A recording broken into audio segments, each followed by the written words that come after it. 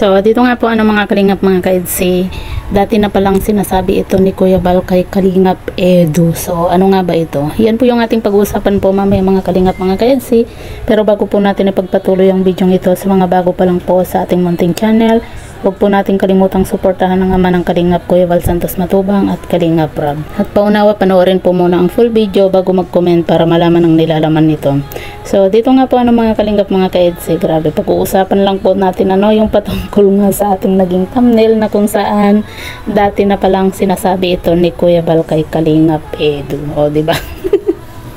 Dito nga po mga kalingap mga kaedsi, nakakatuwa itong si Kuya Bal dahil nga po sa may kapilyuhan din po itong si Kuya Bal talaga.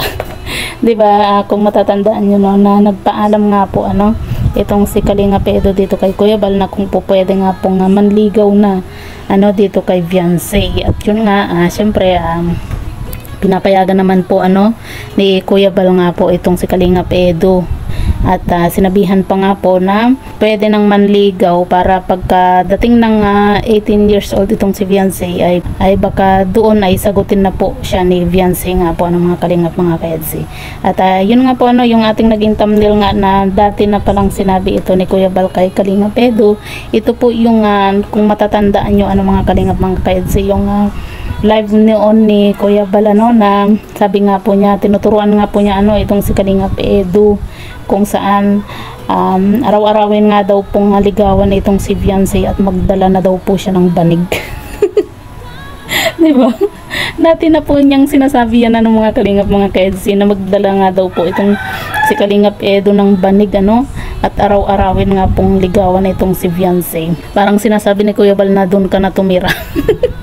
Doon sa bahay nila Viancy nga po At yun nga po mga kalingap mga kaedsi, nitong nagpaalam nga po itong si Kalingap Edu ng panliligaw dito kay Viancy. Sabi ni Kuya Bal, siya na daw po yung bahalang bibili nga po ng banig para kay Kalingap Edu nga po diba, nakakatuwa itong si Kuya Bal kasi talagang may kapilyuhan din kumaga talagang laging pampagood vibes din itong si Kuya Bal nga po mga kalingap mga kaedsi.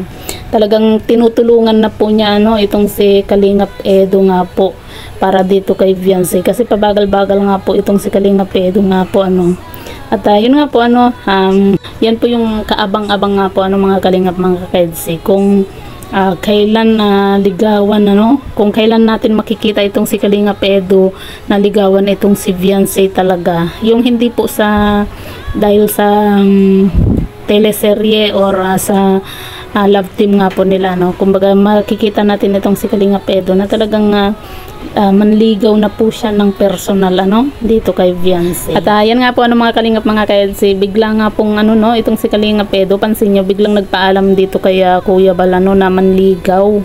Hindi kaya dahil dun sa secret admirer ni Viancy, kaya bigla-biglang nagpaalam itong si Kalingap Edu na kay Kuya Bal nga po na manligaw dito kay Viancy. Ang nakakatuwa lang po dito kay Kalingap Edu, talagang napakagalang po niya talagang napakarespetadong tao dahil nga po kita nyo naman 'di ba? Talagang nagpaalam po siya dito kay Kuya Bal bilang pagrespeto at syempre bilang ama po ng Kalingap kumaga nagpaalam po siya kung po pwede niyang ligawan nga po itong si Viancy, o diba?